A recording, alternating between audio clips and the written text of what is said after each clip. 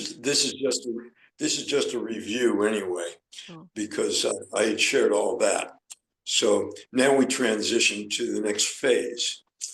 Thank you, Betty, for reminding us to record. And so Pukar said he picked me up the Dowlet. It was a Sunday evening after Amartithi. And he says, oh, we're going to go get something to eat. He took me into the heart of the bazaar to his favorite restaurant.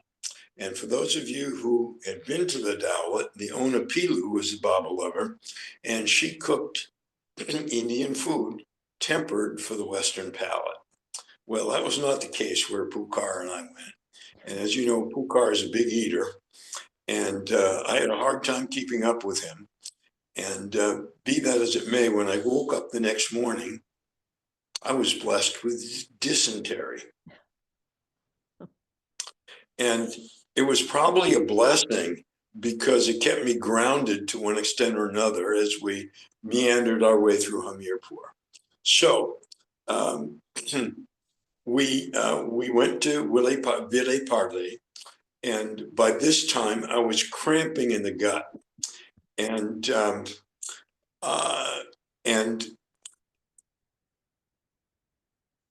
Gulab Panchal's home was 2 rooms, a kitchen, and a dirt floor living room. And when it came time to go to sleep, we all rolled out mats, and about 10 of us slept on the dirt floor. And one of those 10 was Gulab Panchal's son. I think his name might have been Prakash. He passed about 2 years ago. He passed during the pandemic. And I can stand corrected if that's not his name.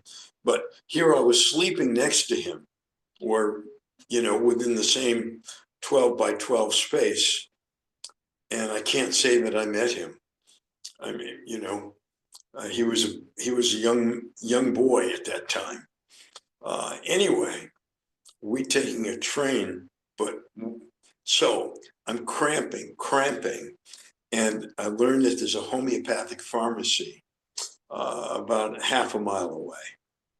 And I literally crawled to the homeopathic pharmacy, and I had to wait because there were mothers with their sick babies who were ahead of me in line.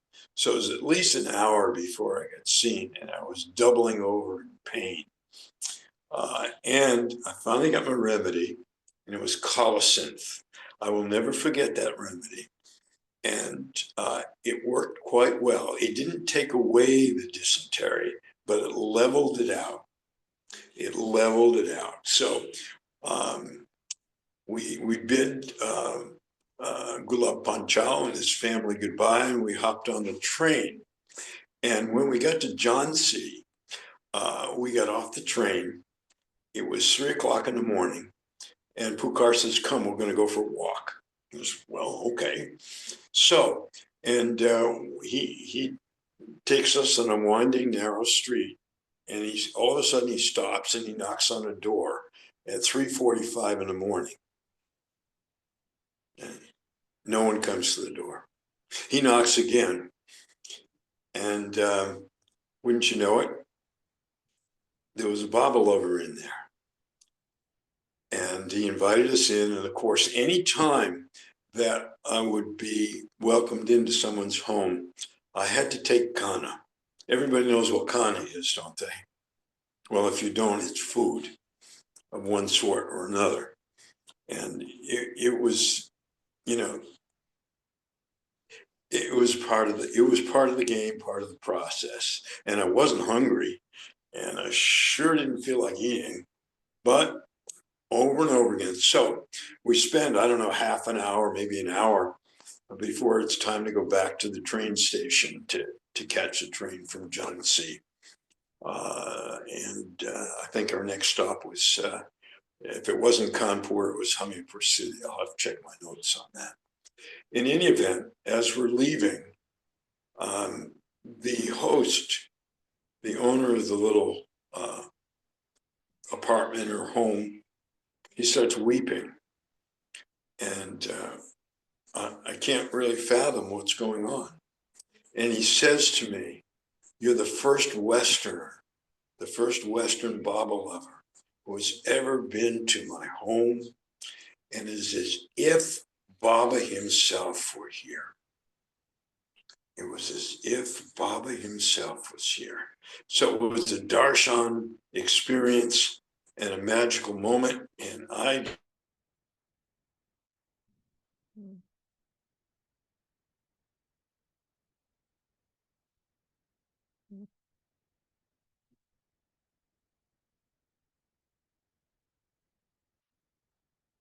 Jack, Alan Ray's having trouble. He can't find his charger. I think that's what's going on. Maybe you should step in.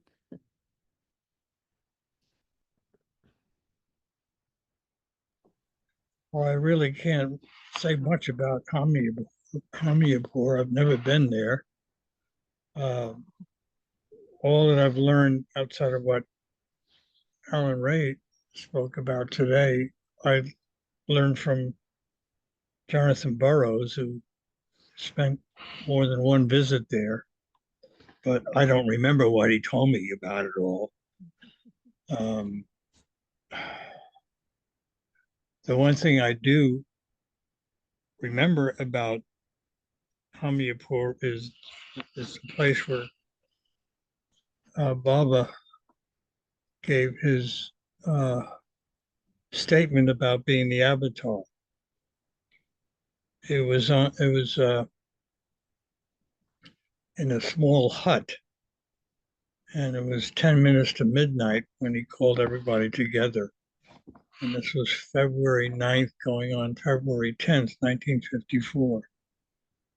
And one of the fascinating things about the statement was that was that that was Baba's birthday, according to uh, Zoroastrian, I guess, time. And he just stated uh, quite literally that he was the avatar, and so on, so forth. And he some other things I remember about it. He talked with three of them. It was Eruch and who was the second one? I forget. Daiku, Daku, and I forget the third person. And he asked each of them, "Who do you think I am?" And of course their responses were different. That's about it. So Is this the time when you both share your own memories of times gone? yeah, I mean, I could my one memory I like, a personal memory that has nothing to do with Homeopore. Um, I was just thinking about the other day is, and I think I told this story. It's a story of Abdals, Oh, and and the spiritual agent that Baba talked with or did whatever he did with in Albuquerque back in the 30s was an Abdal, and I doubt if he was a Navajo Indian. I probably, more than likely, a Hopi Indian, but I don't know. But he was from the Navajo Nation. Anyway, my first experience with an entity like that was when I was, I guess it was, let me see, it was 19, yeah, it was 1972. Um, I had left my house in Scottsdale and I turned around to my wife at the time and says, "I'm not coming back until I find an answer." and my kids were sitting around the table in the kitchen having breakfast. And I just went upstairs and picked up a suitcase with some clothes in it and came down, mentioned that to her, told her that, went outside, got in my car and drove off. I didn't know where I was going, no idea. And I just decided to just drive. But you know, your mind, my mind at that time was in such a state of not only tired of having to be in this state, because it was sort of like a 3-year accumulation of searching and reading anything I could find in books of philosophy or mysticism or mystics or whatever. And I had not come up with any answer. And anybody that I talked with who purported to be to know something, just they all fell short. So what happened is that I found myself driving out on a highway towards San Diego, and that I arrived in that area, and I just rented myself a motel room, and I thought, well, I'll just do there and sit there and contemplate and figure out what am I going to do next. So the next morning when I got up, I walked out, got in the car, and I was ready to turn back towards Scottsdale. I said, no, I'm going to go up and do a workshop up at Esalen Institute and deal with this problem I've got about finding an answer. So boom, I'm up at Sunday evening, and I checked in at Esalen and had been there before. So I was familiar with the people, and I just drove my car onto the campus there, down a big steep hill. And so I took the workshop with a man named Michael Butler, and his workshop for the week was a body, mind, and spirit, which I thought was apropos to where I was. And anyway, come Wednesday evening, I'm sitting in the coffee shop it's about 9:45 at night, and I remember being over by the window that looked out on the pool and then looked out on the ocean. And I was facing that way. And on the other side of the coffee table was a man called John Lilly, who was a psychiatrist, child psychiatrist. And he had written a very revealing book called Fundamentals of anyway, programming and metaprogramming in the human biocomputer. I found out later that the government had taken it had insisted that it be taken off the shelves throughout the country because it was too revealing. It was all about belief systems, and one statement he made that still sticks with me to this day is that whatever you believe to be true is true, but it has a certain limit to it. Anyway, I'm talking with him, and the door to the coffee shop on the north side opens up, and north side is where the office is, and outside the office is a telephone booth that has no phone number on it.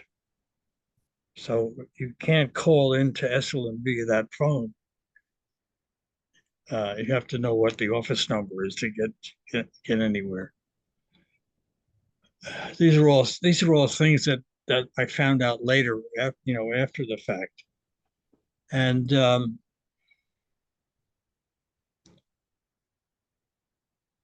I hear this voice off to my right ear saying, walking towards me and saying, "Are you John Burke?"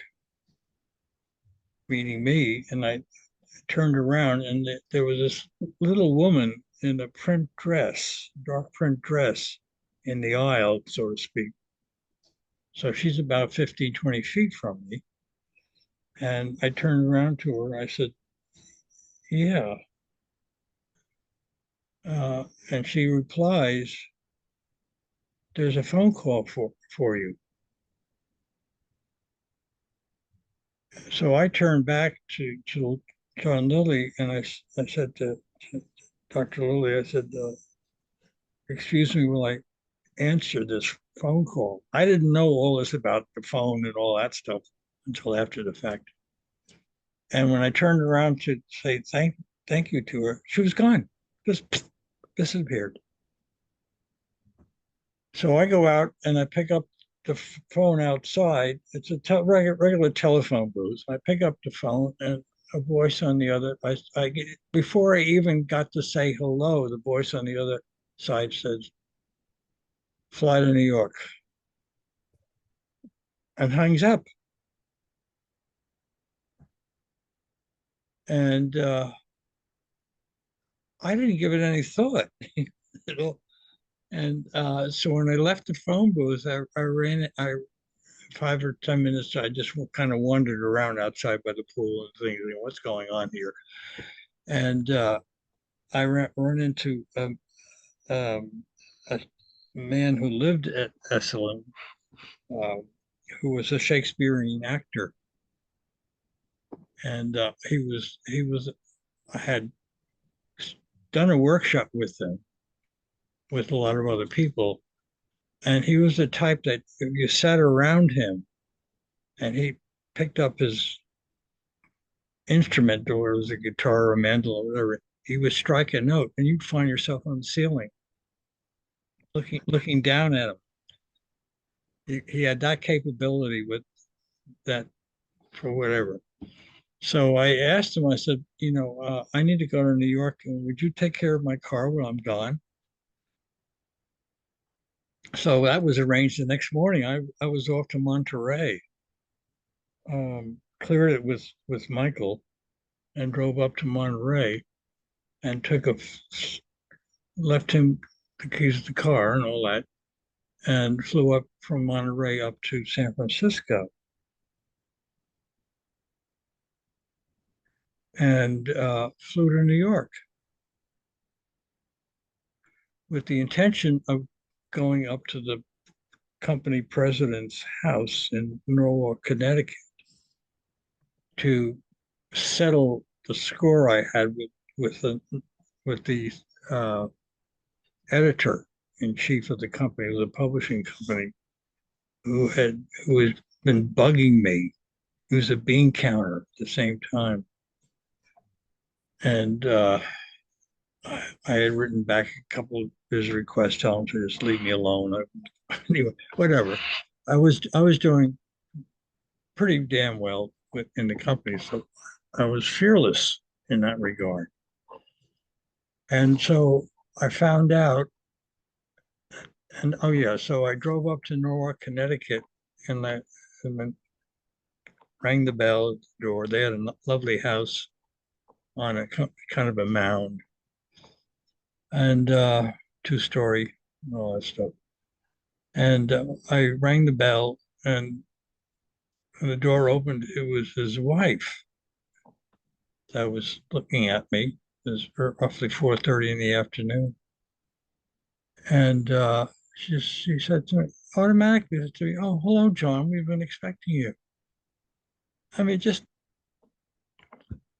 so I came in, and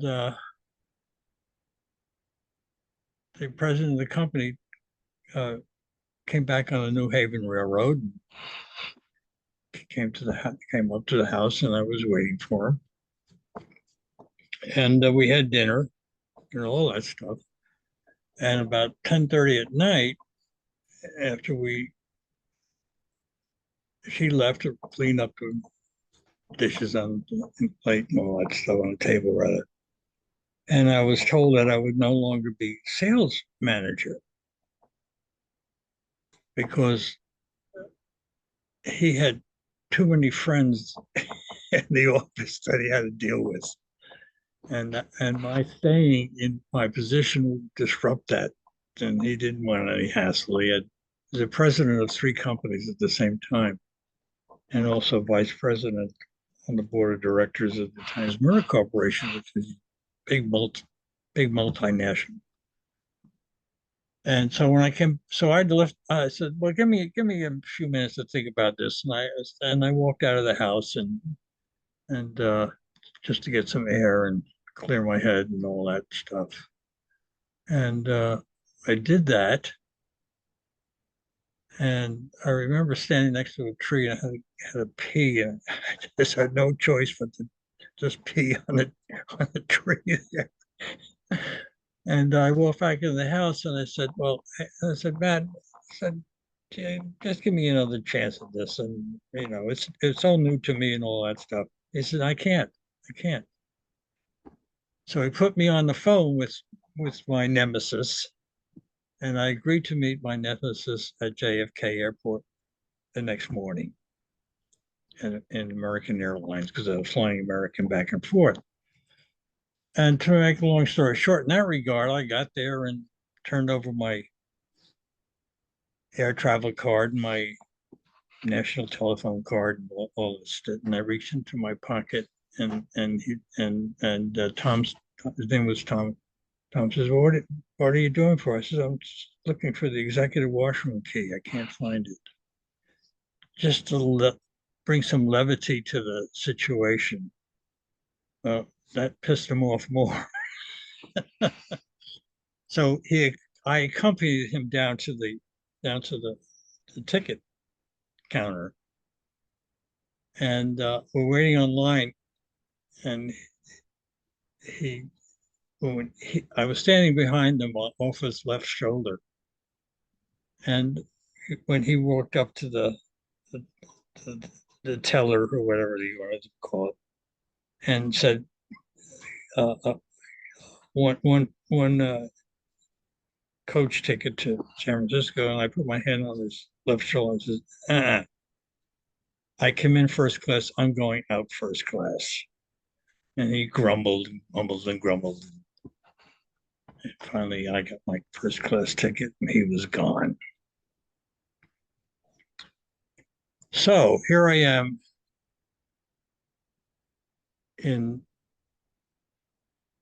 walking up a curved walkway to the gates. And it was probably about 10 after 20 after 9. And as I was walking this curve, the thought came to me. I said, well, that's over with. And the thought of what Vivian Leigh in that movie said to was it Clark Gable?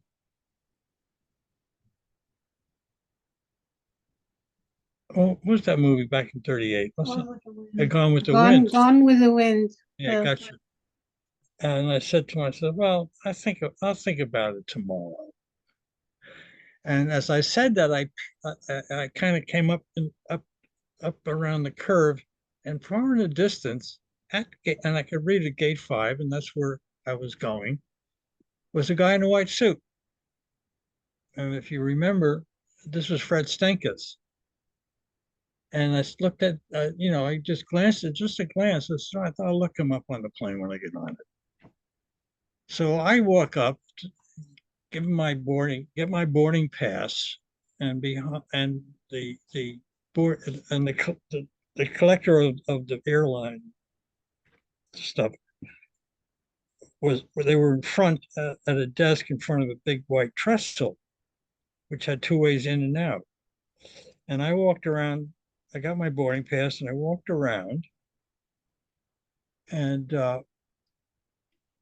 was striding across the floor, hoping to find a seat near the door to the plane. And this took about 3 seconds in my mind. And all of a sudden, a path opened up, and there was a seat next to the door to the plane. I was, wow. And here I am, my briefcase in my left hand, and my starting to stride, and I got about 4 steps, and everything totally disappeared. And all I was looking at was Bob's face for the first time in my life. Didn't know him before, didn't know anything about it that I remember at the time. And my right hand went up, and Baba was at about a 9:15, 9:30 height. If you took a clock. And I said, "That's Mayor Baba." And the next time I said that, I was way over in the back of the room on the left-hand side, and Fred Stankus was sitting there. And I said, and Baba's face was still in front of me. And also Fred Stankus was in front of me. It was like the two of them together. And my hand, as far as I remember, was still pointing to Baba's face as if it was still up at that 9:50, 9:30 angle. And I said, "That's Mayor Baba," again. And Baba's face disappeared as far as being only what I was looking at to Fred and looking at the button that he had on his lapel. And he was going to San Francisco, and JFK was his stopover from Mirabai. And Fred looked up and said, "Oh, that's right, brother." And he sat down. I sat down next to him because that little seat was empty. And Fred starts telling me about Baba, and I'm going, "I know, I know, I know, I know. Yeah, I know, I know." And then the announcement came for boarding, and I got up and I said, "I'll see you on the plane." He said, "Nah, I'm the last guy on the plane. I mean, I'm the last guy on standby. There's 28 or 29 people ahead of me." I said, "I'll see you on the plane." And I got on, got my seat on the left-hand side of first class. And so sitting there, next to the window and just kind of in shock, I guess. uh, think, not thinking what's happening to me, just wondering what's going on. I don't remember all my thought processes. All I remember is looking at the feast that's presented on first class over in front of me on the right hand side, and the stewardess in charge of first class is walking around making sure everything was seated right and that seat belts were on, all that stuff. And she went over and checked the door, and the door was closed, and everybody was on board. And the jets started going, and they went on for about a minute or so, and we didn't move. And then I heard, and then she comes over. The stewardess gets up and comes over, and she opens up the first class door, and in walks Fred Stankus, the last person, and the only seat left in the whole plane is right next to me.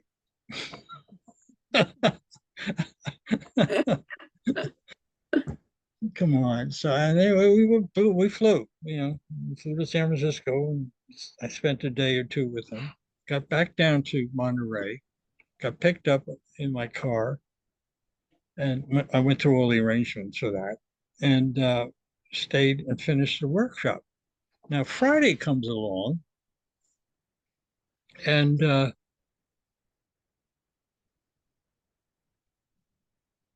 Michael Butler uh, says to me, this is after the workshop was over. I said, I don't know what I'm going to do. I don't know where I'm going. I was really in a state of honeymoon state and all that stuff. And he looked at me and he says, Jack, he said, you're in a lot of trouble, meaning fit mentally. I said, no, I'm not. I'll take care of myself. So he took off, and I drove up. No, let's see. He took off, and I drove back to Scottsdale. And when I got back to Scottsdale, I said to my wife, Sheila was the name. I said, well, as far as I'm concerned, God is alive and well. And I told her what had come down, and she didn't say anything. And 9 months later, I'm over in Maribod, and that happened strangely enough on a Sunday. I got up one Sunday morning, and I sat up in bed immediately. And I said, I'm going to India. I got up and dressed and went down to Main Drag in Scottsdale, and there was a travel agency that had just opened up, and it was Sunday. So I knocked on the door, and the lady who ran the place opened it and said, "Sorry, we're closed." I said, "Well, is there any chance you can get me to India?" And she looked at me quizzically. I said, and she said, "Come on in." So she closed the door and locked it and put the close sign up. And we sat down, and she reached into the trash bin at her side and pulled out this brochure, I guess, uh, that had a special from the United States to India for $700 round trip. So I just wrote her a check, and that was how I got to India. And when I came back, my wife would have none of Baba's. I mean, we had an immediate clash of belief systems, and she asked me to leave, so I did. I didn't argue about it, other than the fact that give me a couple of weeks to arrange my leaving, and I got a place down the road on Scottsdale Road into Phoenix, and at a singles only place that were quite popular at the time. She came to me one afternoon. It was a Wednesday, and I let her in. And in the process, she wanted to make reconciliation. And I said that it's really not at this time. Let's talk. Let's talk on Saturday. And as she left the apartment, she looked at a picture of Baba that I had next to the door, and she said, "Well, in any case, it's either him or me." And I said, "There ain't no chance, lady." And that was the end of our marriage. So about a year later, I took another workshop, and I was hitchhiking. I had quit the company and all that stuff, and I took became a facilitator with Michael. And after it was over, I was sitting I was up at Nepenthe, which is a place where people go to eat or buy gift shops. And I was sitting on the side of the road there, wondering what I was going to do. And one of the locals who worked at Ashland was driving by in his transporter. He was going someplace locally. And he looked over at me and he yells out of his window, "Get him up, Scout." I said, "Oh, yeah, I think I'll go up to Scout Street." That's where Rick Chapman lived in Oakland. And it was 11:30 at night by the time I got there.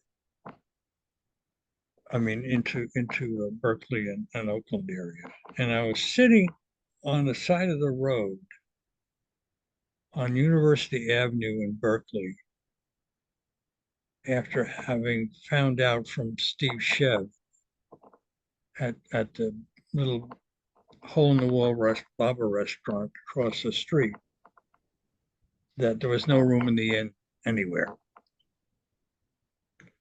He had spent 20, 30 minutes trying to find a place for me to rest my head. And he left. So everything was shut down. I'm sitting on across the street from that place. And I started crying. I was really not out of desperation, just out of sadness, I guess, that my life had come to this. And I looked around and thought about the fact that, well, if I needed to rest my head, there's a big bush over there on the other side of the street. I can go behind that and get up early in the morning. And I turned around, right side, and looked up, and there was a big billboard that said Marriott Hotel down at the marina. And I thought, wait a minute. So I took out my wallet, and sure enough, I had a Marriott Hotel credit card from my former job because I used to fly to Dallas and stay at the Marriott there and to Warwick. And as I said that, along comes a 1935 Buick. Stops right in front of me. The passenger door swings open. And there's a man driving who doesn't even turn his head. And I got up and I got in, and he drove me straight to the Marriott and left.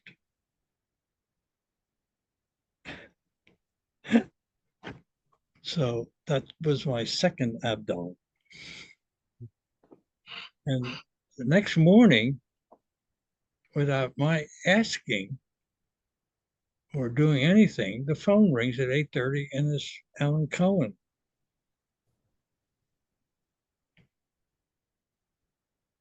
And the whole thing about this is I had not talked with anybody. And Alan Cohen says, "Are you Jack Burke?" I said, "Yeah."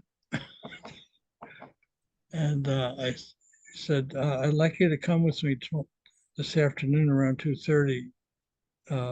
Mercia Deuce wants to talk with you."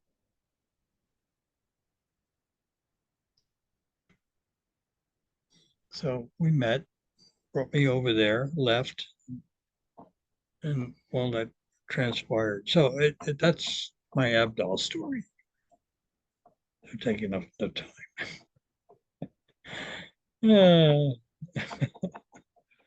That's how Bob. Amazing visitations. Yeah, I mean, it's just thinking back on it. I said, "Geez, why me, Lord?" That's all I can say. You know, why me, Lord? What did Mercer want? Huh? Why did Murshida want to see you? As a possible as a possible Sufi. I mean, Oh, when I went in there, she was bustling around. What her secretary were working on God Speaks new edition. So she stopped everything and paid attention to me and uh, had me go into her bedroom, and she was opening up all the drawers, showing me Baba's sandals and Baba's sabras and blah blah blah blah blah blah. And then we sat down across from each other, and I remember sliding off the chair and sitting in front of her. And she just kept on talking as if nothing had happened. Uh, and then I left. I never, I never became a Sufi because in my heart, I didn't feel like I could serve two masters. It didn't cut it with me. And obviously, you become a Sufi, you concede your existence to the Sufi master. So she thought that was my being too arrogant. I still have a letter from her.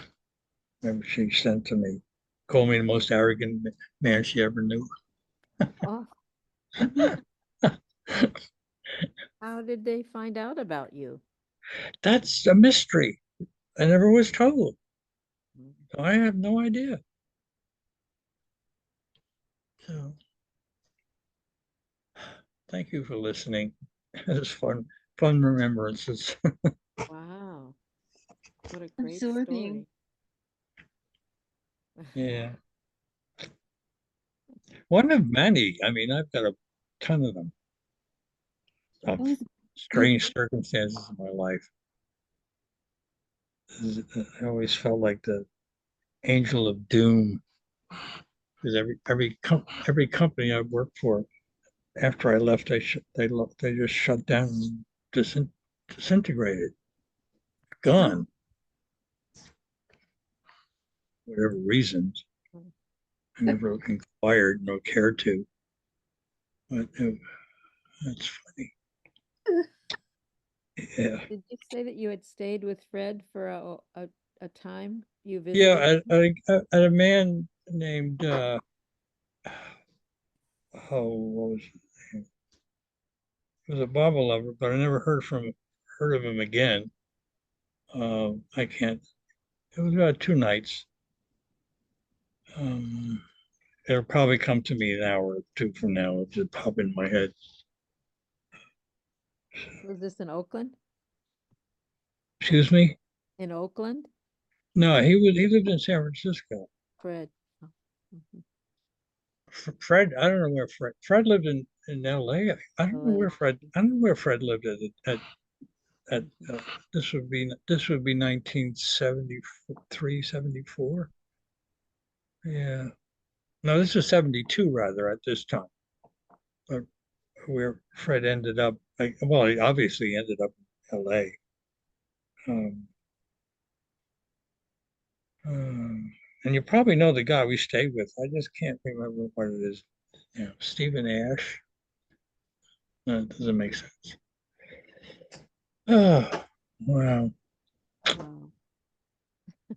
Hmm. Huh. Thank you, Jack. You just Oh, that's that was it. fun. That was fun. Good Lord, it's 10 o'clock, 11 o'clock already. That was And a good story. yeah, Great story. A great story. Yeah. Yes. yeah, I mean, on one hand, I feel incredibly fortunate. And for whatever reason, I don't know. Mhm. Um, my other, my other contact with Mershida was she called me up and asked me if I was willing to have a life reading. Oh, And I said, and I never had one before. And she said, I'll be in Phoenix. in 2 weeks.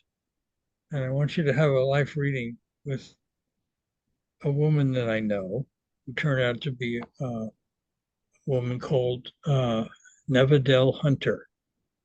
And Nevadell Hunter was head of the Illuminati Society in the United States. And she was a trance medium. And and at my time in 72, she had been stationed in Alamogordo through World War II and was present at the atom bomb testing. Anyway, she came and she went into a trance. A man's voice came out, and I spent an hour and a half listening to what he had to say. It was all in a reel-to-reel recording, which I have, but I've never played it. And the one thing that stood out in the